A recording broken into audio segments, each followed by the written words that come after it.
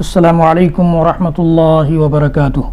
بسم اللہ الحمدللہ والصلاة والسلام علی رسول اللہ ومن تبعہ ووالاہ وبعد۔ محترم ناظرین و سامعین، اسلامی بھائیوں، دوستوں، عزیزوں، ماؤں اور بہنوں، آج کے اس ویڈیو میں جس میں تاریخ فلسطین سے متعلق کچھ باتیں میں عرض کروں گا، آپ سب کا خیر مقدم ہے۔ اس ویڈیو میں تاریخ فلسطین کے سیریز میں ہم نے فلسطین کی سرزمین کی فضیلت اور اس کی جغرافیائی پوزیشن کو جانا ہے۔ اس سے پہلے کی ویڈیو میں ہم نے جانا تھا کہ یہ سرزمین انبیاء کی سرزمین رہی ہے۔ آج کے اس ویڈیو میں ہم جانیں گے کہ یہ سرزمین شہیدوں کی سرزمین بھی رہی ہے۔ فلسطین کی سرزمین شہداء کے خون سے ہمیشہ تر رہی ہے۔ چنانچہ اسلامی دور میں سب سے پہلے یہاں پر جلیل القدر صحابہ کرام رضوان اللہ علیہم اجمعین کا خون بہا۔ ان کی قیادت میں مسلمانوں کی فوجیں اس سرزمین پر آئیں تو ان میں بہت سارے مسلمانوں نے اپنی جانیں اللہ کی راہ میں قربان کر دیں، اور 450 برس بعد یعنی 1099 عیسوی میں 493 ہجری میں جب بیت المقدس پر صلیبیوں نے قبضہ کیا تو ہزاروں مسلمانوں نے اپنی جان قربان کی اور اس عبادت گاہ کو آزاد کرانے کے لیے خون بہایا۔ اسی پر اکتفا نہیں کیا جا سکتا، بلکہ ان کے سر ان کے جسموں سے الگ کر دیے گئے، ان کے ناک، کان، ہاتھ، پاؤں کاٹ دیے گئے، یعنی مسلح کر دیا گیا، آگ لگا دیا گیا۔ 55 صدی بعد یعنی تقریباً 75 سال بعد جب صلاح الدین ایوبی رحمۃ اللہ علیہ نے صلیبیوں کے خلاف اعلان جنگ کیا تو انتہائی خونریز مارکے ہوئے اور ہزاروں پاک روحیں اللہ کی راہ میں قربان ہو گئی۔ 583 ہجری یعنی 1187 عیسوی میں بیت المقدس کو مسلمانوں کے قبضے میں صلاح الدین ایوبی کی قیادت میں حاصل کیا گیا۔ اس کے بعد تاتاریوں کا فتنہ آیا جو بغداد پر قبضہ کرنے کے بعد شام میں داخل ہوئے اور ہزاروں بے گناہ مسلمانوں کا خون بہایا۔ پھر اللہ تعالیٰ نے مسلمانوں کو متحد ہو کر جہاد کرنے کی توفیق دی۔ عین جالوت جگہ کا نام ہے فلسطین میں، تاتاریوں کے خلاف زبردست مارکہ ہوا اس جگہ میں، اس میں بھی بے شمار مسلمان دین اسلام کے غلبے کے لیے اپنی جانوں پر کھیل گئے اور پہلی مرتبہ تاتاریوں کو 1260 میں شکست ہوئی۔ اس کے بعد 650 برس تک فلسطین پر ممالک مصر یعنی مصر کے مملوک خاندان کا، غلام خاندان کا قبضہ رہا اور عثمانی ترکوں کا قبضہ رہا۔ پھر انگریزوں کا دور 1917 سے 1948 تک آیا۔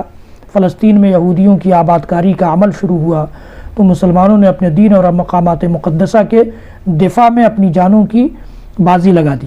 انگریزوں ہی کے تعاون سے مئی 1948 میں سرزمین فلسطین پر صہیونی یعنی یہودی مملکت کا قیام عمل میں آیا۔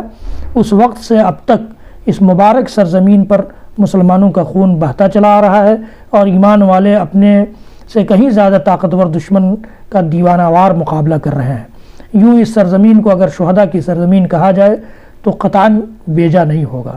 حضرات گرامی، یہ تو شہیدوں سے متعلق بات تھی۔ یہ سرزمین علماء کی سرزمین بھی رہی ہے۔ صحابہ کرام اور تابعین اعظام کے علاوہ بعد میں چل کر امام محمد بن ادریس، امام شافعی جو مشہور امام ہیں جن کا نام محمد بن ادریس تھا، ان کی سرزمین یہ رہی۔ حافظ ابن حجر عسقلانی رحمۃ اللہ علیہ جو عسقلان میں پیدا ہوئے اور جو یہ فلسطین کے مغربی ساحل پر واقع ہے۔ اسی طرح سے امام ابن قدامہ المقدسی رحمۃ اللہ علیہ جو نابلس فلسطین کی ایک بستی ہے وہاں پیدا ہوئے۔ الحافظ عبد الغنی بن عبد الواحد المقدسی جن کی کتاب الکمال ہے یہ اور عمدۃ الاحکام ہے، یہ بھی وہیں پیدا ہوئے۔ امام ابن مفلح المقدسی رحمۃ اللہ علیہ یہ بھی مشہور حنبلی امام ہیں، یہ بھی وہیں اسی سرزمین سے تعلق رکھتے ہیں۔ امام احمد بن حسین الرملی، یہ رملہ فلسطین کی جگہ ہے، شہر ہے، وہاں کے رہنے والے تھے۔ اسی طرح سے امام علاء الدین المرداوی یہ بھی نامور حنبلی عالم ہیں، یہ بھی اسی سرزمین سے تعلق رکھتے ہیں۔ ان کے علاوہ فاتح اندلس موسیٰ بن نصیر رحمہ اللہ کا تعلق بھی فلسطین کی سرزمین سے تھا۔ الخلیل میں پیدا ہوئے تھے اور شمالی افریقہ کے گورنر کے طور پر خدمات سر انجام دیتے رہے۔ ان کی دعوت پر جو لوگ مسلمان ہوئے یا اسلامی فوج کے کمانڈر بنے، ان میں طارق بن زیاد رحمۃ اللہ علیہ سر فہرست ہیں۔ اسی طرح سے رجا بن حیوہ الکندی رحمۃ اللہ علیہ کا تعلق بھی فلسطین سے تھا، جو عموی عہد خلافت کے دوران وزیر خزانہ رہے، اور انہی کے مشورہ پر سلیمان بن عبد الملک نے عمر بن عبدالعزیز رحمۃ اللہ علیہ کو اپنا جانشین مقرر کیا تھا۔